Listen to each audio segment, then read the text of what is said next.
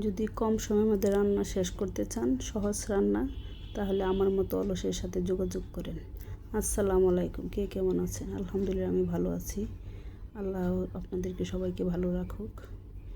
আমি সরিষা ইলিশ করেছি। আজকে যেটা করেছি সরিষা, আমি কিন্তু সাদা এবং কালো দুটো সরিষা একসাথে সবসময় রেখে দিই, ওগুলো মিক্সড করে ব্লেন্ড করেছি। তারপরে ওগুলো আমি পেঁয়াজটাকে একটু কষাই নিয়ে পরে সরিষাটা কষাই নিলাম। এই সরিষার কষানোটা ভালোভাবে হলে কিন্তু ইলিশটা আমি দিয়েছি। দেখেন কালারটা। এখন একটু পানি দিয়ে দিলাম একটু ভালোভাবে কষে।